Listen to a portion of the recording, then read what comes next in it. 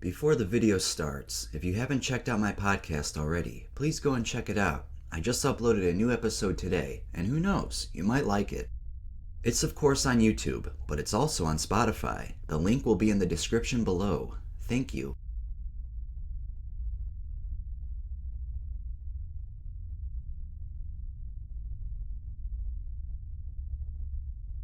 I have taken Lyrica about 10 times altogether. All of the previous times I took it, I took between 400 and 1,000 milligrams. The times I took it in larger amounts, I experienced a euphoric feeling. This was similar to ecstasy in my opinion. I had a lot of trouble with my motor skills, and in some cases, communicating. It was an extremely weird feeling. There were even a few times where I hallucinated, not just tripping, but completely out of it. My husband said I was actually sitting on my bed, moving things around in the air that were not there. I don't remember any of this. I also had times where I blacked out. My husband said he had a lot of trouble waking me up, and in my mind, I never went to sleep.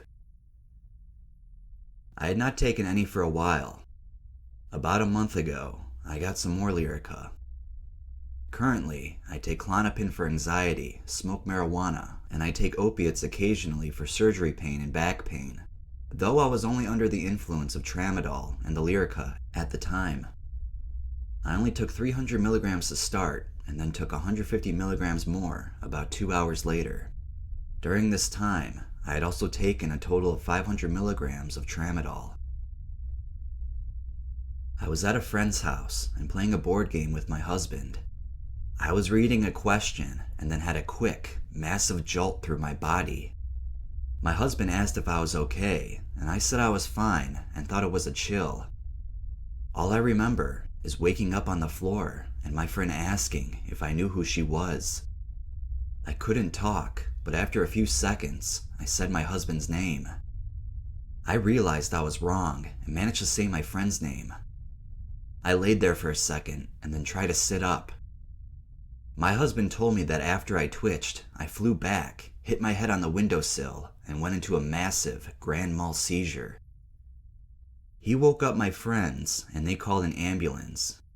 They checked me out, and then took my husband and me to the hospital. When I was in the hospital, I had a second Grandmadol Seizure. This time, I could feel the seizure coming on. I began getting twitches and jolts throughout my body repeatedly and closer in succession. My husband went to get the doctors to check if they could give me anything to calm down. I was very anxious and having a panic attack. Soon after they came back, I began to have the second seizure, which lasted 3 to 4 minutes. During the seizure, the doctor gave me Ativan intravenously and put me on oxygen. My husband also saw them preparing equipment for defibrillation. Luckily, they did not need to use it. Slowly I came to with the same memory loss and increased confusion. The doctor asked me the next day why I had Lyrica in my system, and I told him for pain. I now have to take an anti-seizure medicine that makes it so I can't drive for a whole year. My jaw dislocated when I went into the first seizure, and it still hurts very bad. My head is always hurting, and I have to go to a neurologist to see if the seizures have done any permanent damage. For about 2 weeks after returning from the hospital, I experienced short-term memory loss and bouts of confusion, forgetting simple words and generally having some difficulty communicating at times. During this time, I also had minor difficulty with balance and general motor function. The only other drug I was under the influence of the night I had the seizures was Tramadol, which I have taken for 2 years to treat pain. In retrospect, I believe it is possible that I was having smaller seizures from the Lyrica when using it in the past.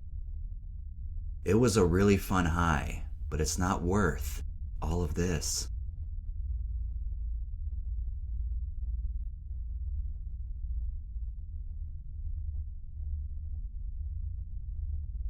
This is my experience of taking Tramadol and cider together. All started off at my mate's. We got some strong cider at 8.5% a can and drank 7 each. We started drinking at around 10:30 and finished around midnight. Then, on that note, we decided to go for a walk. Before we left the house, we looked around for some pills to get us completely smashed. We came across this packet of Tramadol and decided, why the hell not? All three of us grabbed 10 tablets each at 100 milligrams. We dropped 4 and then started our walk at 12:30. 30 minutes later, we still felt kind of drunk and no different, so we dropped the other 6 that we had in our hands. As we started our walk back to his house, I started to feel really sleepy and lightheaded at around 3 in the morning. I managed to make it to a bed and fall asleep. The next day, I woke up with really bad vision, almost like walking through a cloud of smoke, and was unsteady on my feet. I went downstairs for a glass of water, and it felt as if I was going to vomit, so I dashed into the bathroom, threw up 3 to 4 times, and almost passed out at around 8 in the morning. And by 12, I had been sick almost 20 times and started to hallucinate. Every time I tried to eat food, I brought it back up, and same goes for drinking water. Now for the hallucinations. I got about 6 altogether, lasting from 10 seconds to 15 minutes, some being really normal and some being out of this world. The one that springs to mind is the one where I'm sat down by my computer and a guy is standing next to me and all of a sudden tries to kick me and attack me. This only lasts for a few seconds, and thank God too. So it's been 42 hours since I dropped them, and I'm finally starting to feel better. Although, I have noticed my voice is going quite quickly. This is a concern, as I can barely speak now. I have wondered if my symptoms are some sort of virus, and I have contacted my 2 mates and asked them what they experienced. They said exactly the same thing I've written here today. I have also researched common and reported symptoms of Tramadol. They are quite shockingly exactly the same as I have written here, and I have one reported case of vocal cords closing up after the consumption of Tramadol. Conclusion, which is blatantly obvious: Tramadol is not to be messed around with, and at the end of the day is why it is a prescribed drug.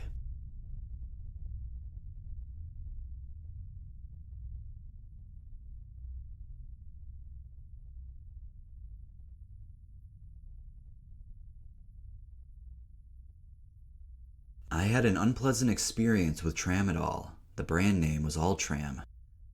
They were 50 milligram pills. I had heard that it was similar to codeine, but after taking 4, I realized that it was less potent than codeine. So I ended up taking 16 pills in the course of 6 hours.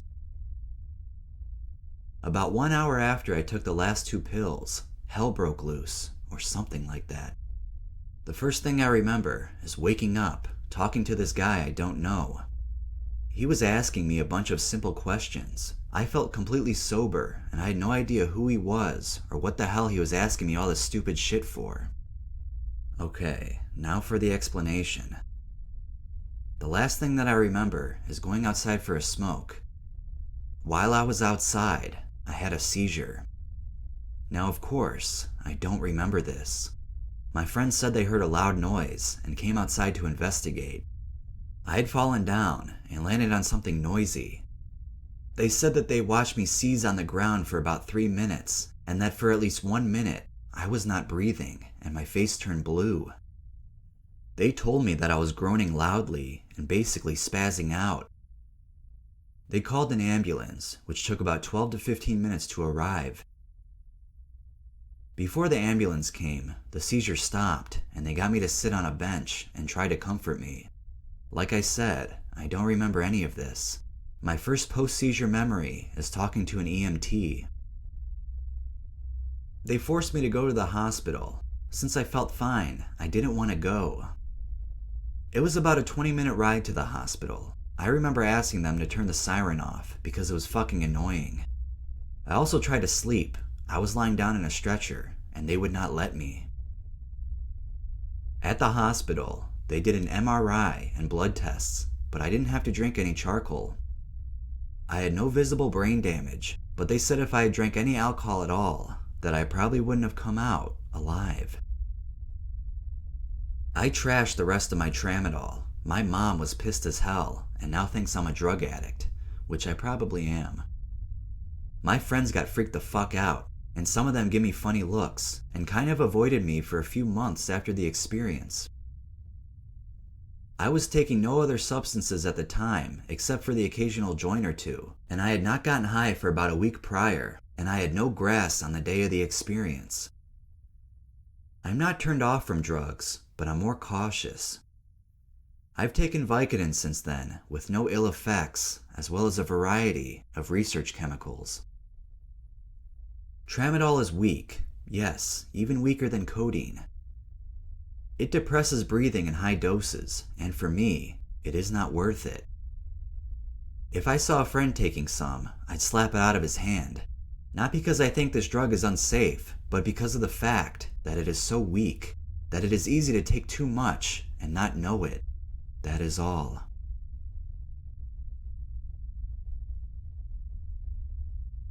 If you're enjoying this video so far, please hit that like button and subscribe if you haven't already. It truly does mean a lot to me. Thank you, and let's continue.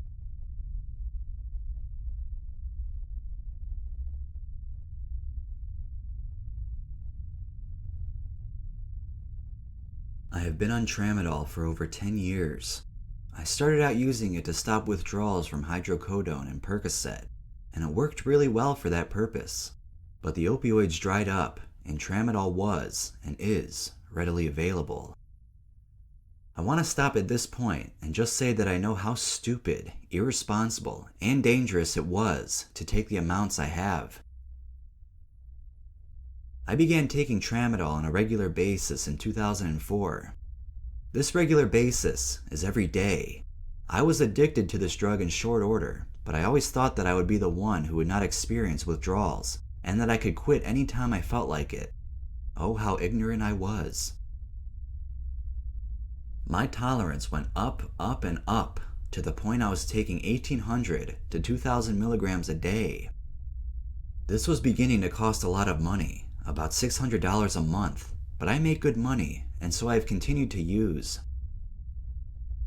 On the day in question, this being the dosages and times I have included with this report, I was behind the wheel of my vehicle. I had taken my neighbor grocery shopping and had just turned into my driveway and stopped to let her out. I remembered that I was thinking about what I was going to be doing later on that evening, when I became aware of someone leaning over me, asking my name and telling me I had just suffered a seizure. I was placed in the ambulance and taken to the emergency room at our local hospital. Blood was drawn, a CAT scan was done, and then the questions. When the CAT scan came back, it showed no tumors that may have caused the seizure. Then the blood test came back clean. The doctor asked me 3 or 4 times if I was a heavy drinker, and I kept telling him I was not, because I rarely drink alcohol anymore. During all of this, my neighbor had come into the room and told me what had happened. It seems like I was sitting there one moment, and then the next, my neighbor and I were barreling down my driveway and heading toward a power pole. She was able to grab the wheel and yank the truck to the right, missing the pole, but not the tree. The tree was small though, maybe 10 feet in height, and we ran right through it, taking it completely down. Then I took the corner out of an outbuilding 2 yards over. My neighbor was able, at this point, to grab the shifter and throw it into park, ending the ride. Of course, I was still in the midst of a seizure. Another neighbor pulled me out of my truck and put me on my side since I was foaming at the mouth. My eyes rolled back also. This was a typical Grandmadol seizure. I was told it took 5 people, 3 EMTs, and 2 LE officers to hold me still long enough to place me on the stretcher and then strap me down. I was released from the hospital about 3 hours after arriving, with the doctor still scratching his head over the cause. This event really creeped me out, just the thought of how quickly it happened, with no symptoms to forewarn me it was happening. And then to be behind the steering wheel. Jesus Christ. I was very lucky that I did only property damage and no one was physically injured. My insurance is taking care of the damage I caused. If nothing else, please just remember that even though you have never had a seizure due to this medication, it is still possible and frightening as hell.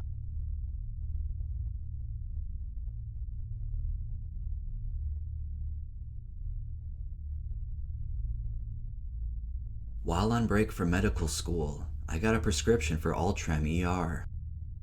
The prescription was for lots of the little white 100 milligram extended release pills. I have taken lots of stuff before, for the sake of medical knowledge, and had no problems. I have chewed Percocets, Darvocets, Demerol, pill form obviously, and Vicodin, and never had any problems. Ultram, however, was different. I chewed 300 milligrams of the extended release Ultram because I was in a lot of pain. It was only 3 tiny pills. At first, it was comfortably numb. After about 45 minutes, I started to feel a typical narcotic numbness that was way too intense. I only weigh 100 pounds, so 300 milligrams was apparently an overdose. I went back to my computer and tried to focus, but things were blurring, and I just felt far away from the world. I can't say it was a bad feeling though. After 60 minutes, I am told I had a Grandmadol seizure. I woke up on the couch with my husband freaking out and the paramedics putting an IV line in. I could taste blood from apparently biting my tongue, and I was in a state of confusion that is still scary to remember. My husband was crying. He saw the tonic-clonic part where my body was stiff and I wasn't breathing, and he thought I was dead. I was taken to the ER, and I can only remember bits and pieces after the seizure. I have never had a seizure before this. Needless to say, the hospital did a tox screen. I had said nothing about taking the Ultram because I know Ultram cannot be detected on tox screens. It doesn't have the morphine or codeine like peaks, so that's why I didn't confess to doing such a stupid thing. I am still freaked out by this because I am in medical school, and if the ER docs had discovered I had OD'd on Ultram, typical overdose protocol is to get a psychological consultation. I would have had to talk to a psychiatrist or gone to counseling, or worse, rehab. I was taking it because I was in a great deal of pain. I shouldn't have chewed them, and I shouldn't have taken 200 milligrams. I should have known better. I mean, I knew the risks, the pharmacology, the mechanism of action. Hell, I can even draw the chemical structure. This was one of the stupidest things I have ever done.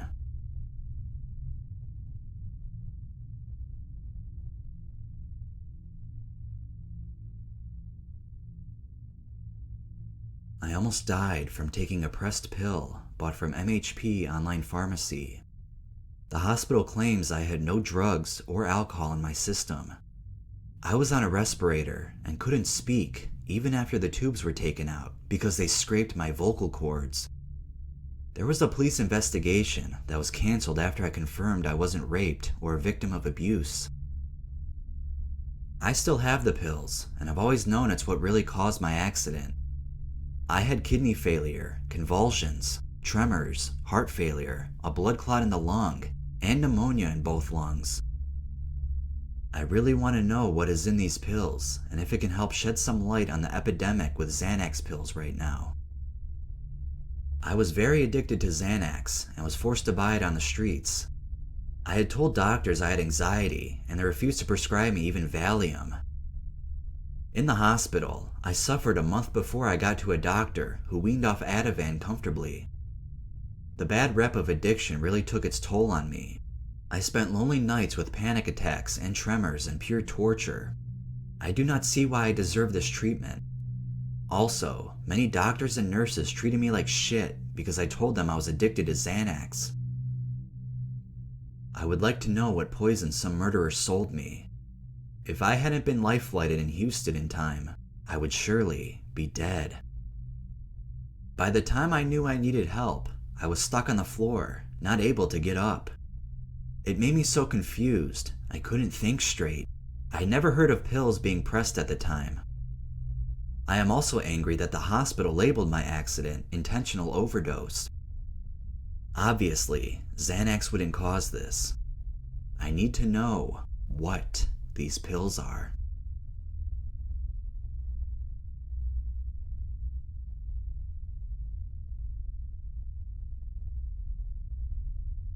I've been prescribed painkillers and stimulants for the past couple of years.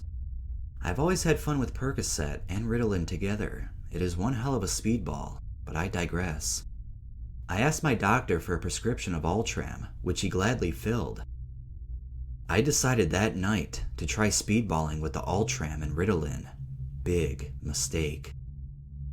Within 1 hour of taking the 10 Ultram tablets and 3 Ritalin, I remember standing up to change the channel of the TV, and the next thing I knew, I had doctors and nurses standing all around me. I thought, what the fuck is going on? It turns out that after standing up to fiddle with the TV, I suddenly fell over and went into a Grandmadol Seizure. Since that night, my left hand's dexterity and maneuverability has been severely impaired. Good thing I'm right-handed, right? I am told that since the seizure lasted about 6 minutes, oxygen flow was impaired in the part of my brain that controls my left hand and arm for too long. Brain damage. Be aware of drugs you mix that lower the seizure threshold. You might just end up a vegetable.